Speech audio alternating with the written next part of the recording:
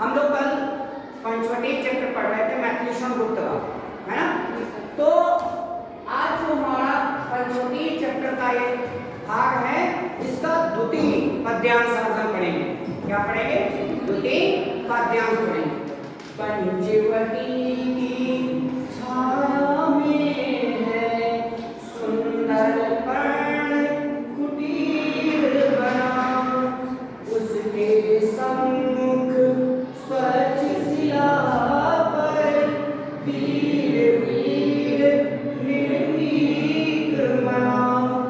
जाग रहा है यह कौन धनुर्धर, जबकि भुवन भर सोता है।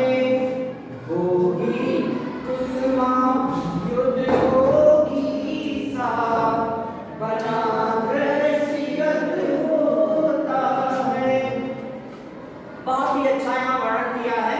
ये उस समय की बात है जब राम अपनी भार्या पत्नी सीता के साथ और भाई लक्ष्मण के साथ पंचवटी में निवास कर रहे हैं। ये कहा जाता है कि यहाँ वर्णन किया गया है कि जो पंचवटी के वृक्ष हैं उनकी छाया इतनी सघन है कि नीचे सूर्य का प्रकाश नहीं आ पा रहा। कहते हैं कि गर्मियों में भी वहां शीतलता महसूस होती, ठंडक लगती है। और जब का यह वर्णन किया है वो शरद ऋतु है, जनवरी फरवरी के महीने की बात यहाँ पर दिखाई गई है, जहाँ कटकटाने की ठंड है।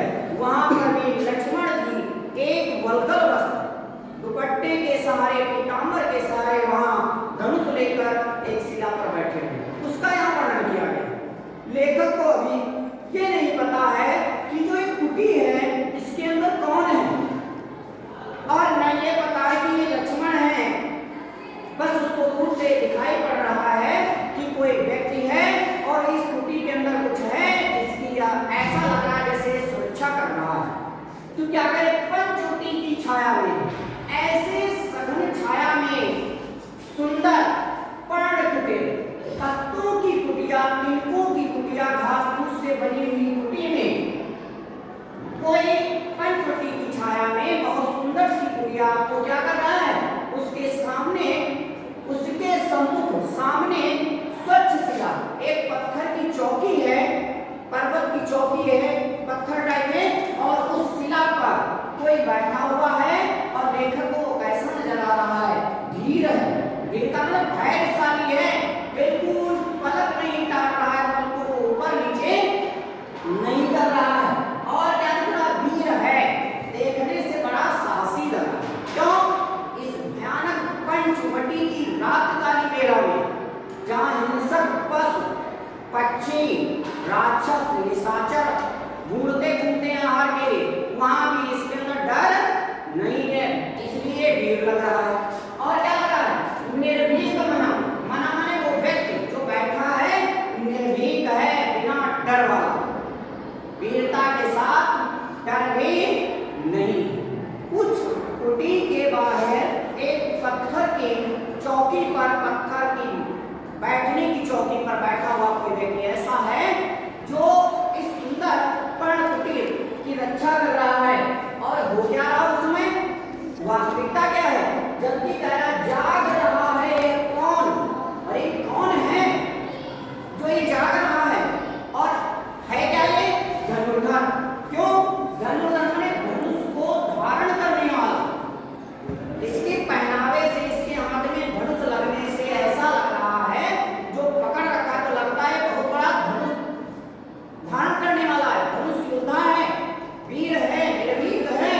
और क्या है, उसी समय जहां पर ये व्यक्ति जाग रहा था, पंचवटी जो सुंदर कुटी के सामने पत्थर पर बैठा हुआ, जबकि उसी समय भुवन, कहते हैं 14 भुवन है, इस पूरे ब्रह्मांड में 14 भुवन है ना।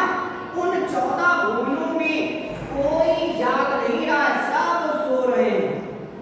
कोई दैव दानव की जो समय की घटना है, सब सो रहे हैं, जबकि यह धनुर्धर उस कुटी की रक्षा कर रहा है घने अंधकार में। आगे क्या, भोगी है, सांसारिक वासनाओं में लिप्त लग रहा है।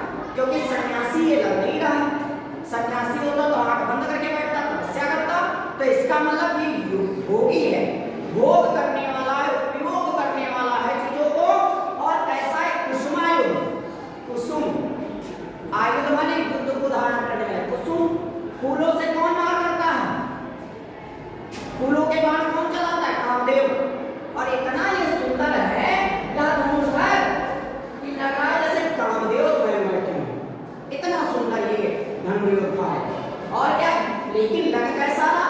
भोगी है, लेकिन फिर भी लग कैसा रहा? योगी सा। ऋषि ना होते भी, सन्यासी ना होते हुए भी, लगने पर भी ये भोगी, योगी जैसा इसका वेश बनावट लग रहा।